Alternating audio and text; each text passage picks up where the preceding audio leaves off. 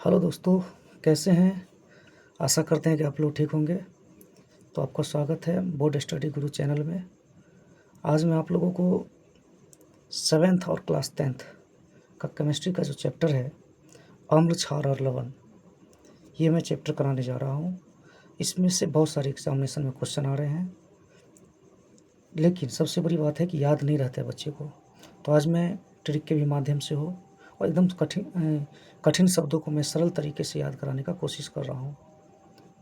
और यदि आप लोग वीडियो में बने रहते हैं तो निश्चित रूप से आप लोग को ये सारा याद हो जाएगा। आइए तो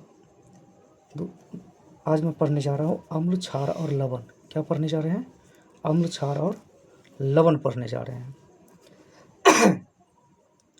तो हम लोग जानते हैं कि अम्ल का जो स्वाद होता है हम लोग जानते हैं खट्टा होता है। क्षार का जो स्वाद होता है वो कड़वा होता है, इतना तो जानते हैं। और लवण क्या होता है? नमकीन होता है। चलिए तो हम लोग एक एक करके पढ़ना आरंभ करते हैं। ये जो लवण है, एसिड शब्द जो है, ये इसकी उत्पत्ति लैटिन के एसियर शब्द से हुई है। कहाँ से हुई है? एसियर शब्द से। इसका स्वाद खट्टा होता है ना। अर्हेनियस साहू के अनुसार यह H+ आयन देता है, लेकिन क्षार क्या देता है? OH- आयन देता है। ठीक है। लॉरी साहब ने कहा है कि ये प्रोटॉन प्रदान करता है।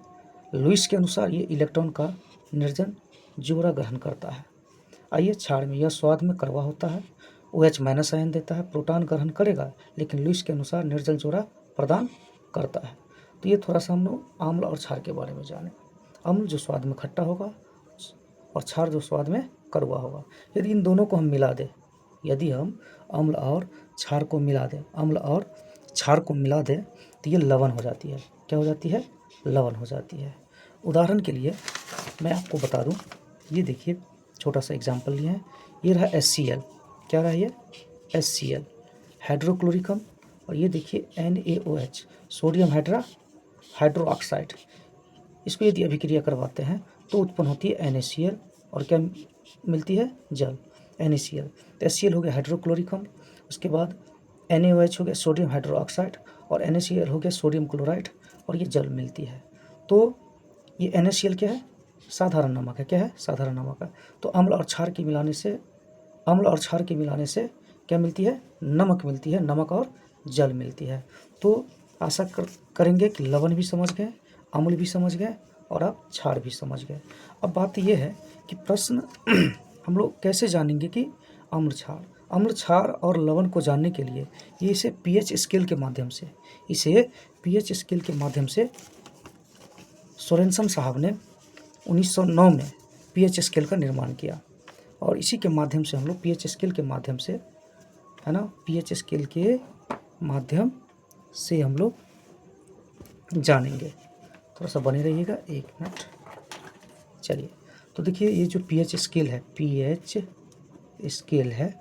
ये जो pH स्केल है, ये दिया है सोरेनसन साहब ने। एग्जाम में आ सकता है क्वेश्चन।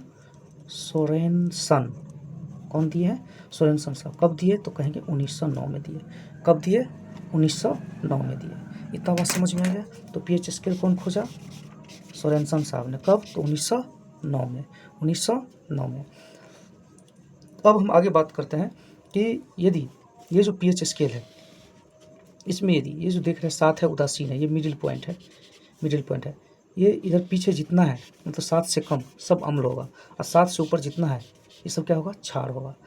यदि जितना आगे आएगा, ये 14 के पास है, तो ये प्रबल अम्ल हो जाएगा। प्रबल अम्ल का मतलब प्रबल क्षार हो जाएगा, एकदम कड़वा। और देखिए इधर जितना pH मान जितना कम होगा तो ये प्रबल अम्ल कहलाता है। तो 1 के करीब और 2 के करीब इधर जितना हो, प्रबल क्या हो जाएगा?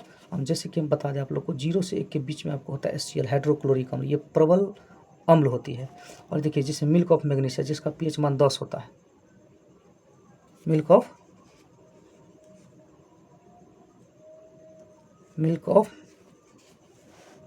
मैग्नीशिया,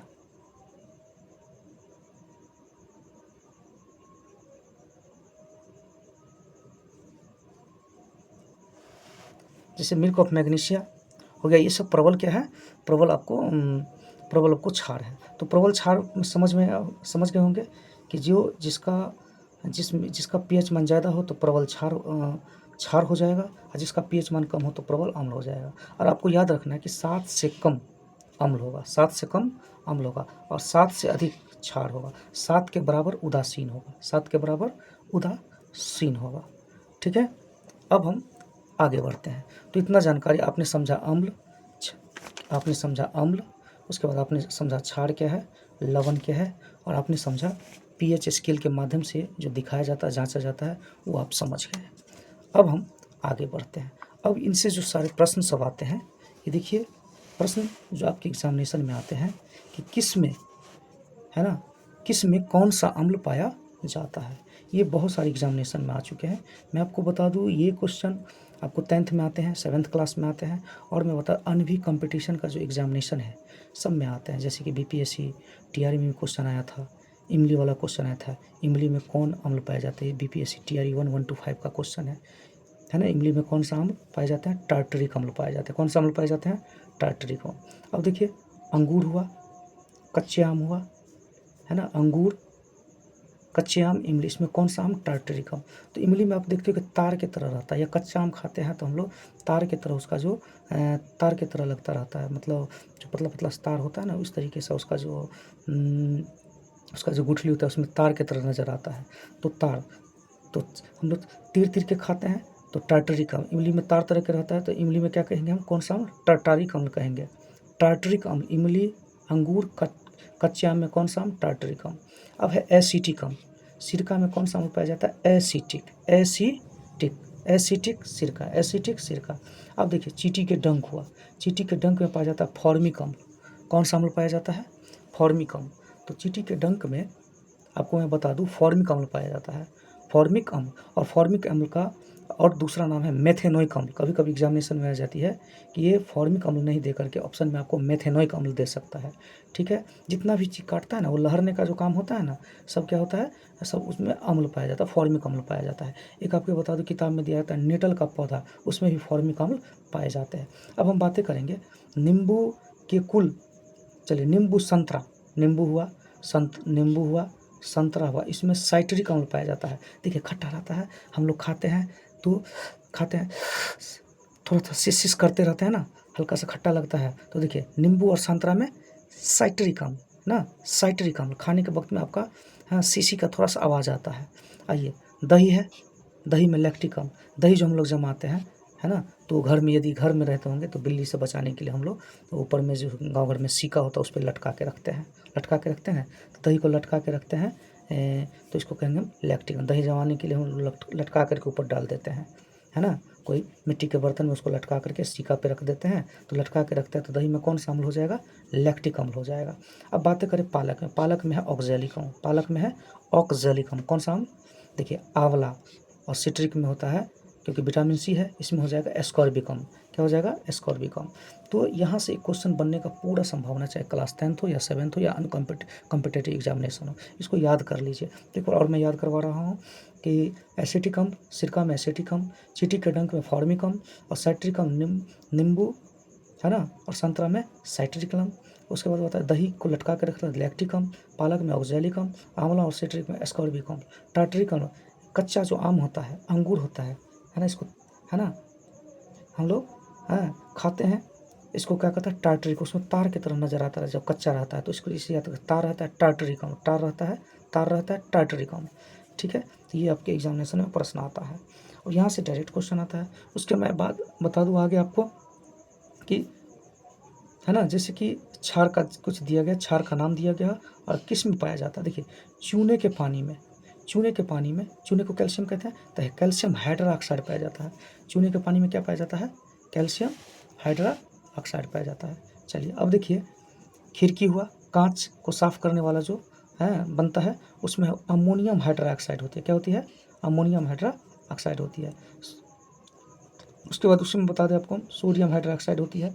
उसके बाद पोटेशियम हाइड्रोक्साइड होती है। अब देखिए magnesium hydroxide, milk of magnesia, दूध में, है ना, मिल्क ऑफ मैग्नीशिया जी, ये क्षार होता है। देखिए बच्चे सब का जो दवा बनता है या सियाना का भी दवा बनता है, जो जिसमें मतलब यदि अम्ल ज़्यादा पेट में हो जाती है जिसके कारण कब्ज हो जाती है, तो कब्ज को दूर करने के लिए मिल्क ऑफ मैग्नीशिया दवा का प्रयोग होता है। जितना भी कब्ज का दूर करने का दवा होगा ना, उसमें देखिएगा मिल्क ऑफ मैग्नीशिया लिखा रहता है, तो इसको कहेंगे हम, इसमें पाया जाता है मैग्नीशियम हाइड्रोक्साइड पाया जाता है। तो ये भी एक समझ लेंगे, जितना में हाइड्रोक्साइड रहेगा ना लगा हुआ, सब क्षार हो जाएगा। तो उम्मीद करेंगे कि कुछ हमने अम्ल, क्षार और लवण के बारे में जानकारी दिया। अब आपके एग्जामिनेशन में जो प्रश्न आती है, यहाँ से भी प्रश्न देखने को मिलती है। आइए हम देखते हैं। जैसे ये देखिए, अम्ल क्षार मिला तो लवण और जल मिला, अभी हमने इससे पहले समझा है। अम्ल में धातु मिलेगा तो लवण और जल प्राप्त होगी, अम्ल में धातु ऑक्साइड मिलेगा तो लवण और जल प्राप्त होगी।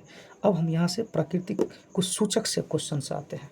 अब देखिए, जैसे है ना, देखिए सूचक जैसे लिटमस पत्र है, इसके माध्यम से अम्ल क्षार की जाँच करते हैं। तो देखिए इसमें ये लाल है, ये नीला है, तो लिटमस पत्र क्या करता है, लाल को नीला कर देता है। हाँ, ऐसे भी हम याद रख सकते हैं कि लाल से नीला हो जाता है। क्षार क्या होता है, लाल से, है ना, नीला हो जाता है। मिथाइल ऑरेंज, ये क्या है, मिथाइल ऑरेंज। नेफ्थलीन, गुलहर का फूल, है ना, उसमें अम्ल पड़ेगा तो गुलाबी हो जाएगा और क्षार पड़ेगा तो हरा हो जाएगा। देखिए मिथाइल ऑरेंज में लाल पड़ेगा, है ना, अम्ल पड़ेगा तो लाल हो जाएगा और क्षार पड़ेगा तो पीला हो जाएगा।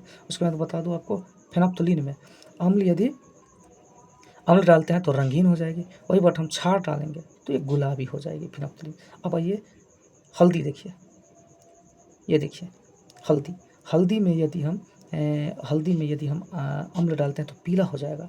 कोई हल्दी में आप खट्टा डाल के देखेंगे तो पीला हो जाएगा, लेकिन वही आप क्षार डालेंगे तो लाल हो जाएगा। इसलिए तो सब्जी में हल्दी भी डालते हैं, उसके बाद थोड़ा सा हम लोग जो मिर्ची डालते हैं तो लाल लाल हो जाता है सब्जी ना। तो आइए, तो ये था अम्ल, क्षार, लवण। अब अम्ल, क्षार, लवण से और भी मैं देख लूँ, और भी जरा मैं देख लूँ। चलिए, तो फिर इतने समझ में आ गया होगा। अब देखिए कुछ आपके इसमें आपको मैं बता दूँ, कुछ पीएच मान से भी प्रश्न आ जाते हैं, पीएच मान से भी प्रश्न आ जाते हैं। चलिए, तो थोड़ा सा ध्यान दीजिएगा, पीएच मान से क्वेश्चन आते हैं। जैसे बैटरी में अम्ल जो होता है, हम बोले थे कि प्रबल अम्ल होता है, तो 0 से 1 के बीच होता है। जठर रस में 1.2 से 2, है ना। सिरका नींबू के रस में 2.2 से 3.4। शराब, सोडा शराब संतरे के रस में 3.2 से 3.9 के बीच में। आपको मैं बता दूं, बियर और टमाटर में रहता है 4 से 4.4। बियर और टमाटर में 4 से 4.4 है। ब्लैक कॉफ़ी 4.5 से 5.5। अम्ल वर्षा 2 से 5.6। सामान्य वर्षा 5.6 से 6। दूध लार में 6.4 से 6.6। शुद्ध जल, बड़ा पूछता है, शुद्ध जल का पीएच मान कितना हो जाएगा, साथियों उदासीन होती है। मानव मूत्र और रक्त का, जिसमें रक्त का पूछा था कि रक्त का पीएच मान कितना होता था, तो ऑप्शन में 7.4 था। कितना था, 7.4 था। समुद्री जल का, है ना, ये एवरेज में दिया हुआ 7.5 से 8.4। बेकिंग सोडा का 9.2। देखिए अमोनिया का 11.6, है ना। तनु सोडियम हाइड्रोक्साइड का 13 और सांद्र सोडियम हाइड्रोक्साइड का 14। तो अब देखिए यहाँ पे ये हमने कुछ कुछ इंपॉर्टेंट बातें अम्ल, क्षार, लवण का बता दिया। उम्मीद करेंगे कि आपको समझ में आ गया होगा। तो मिलते हैं नेक्स्ट वीडियो में। धन्यवाद।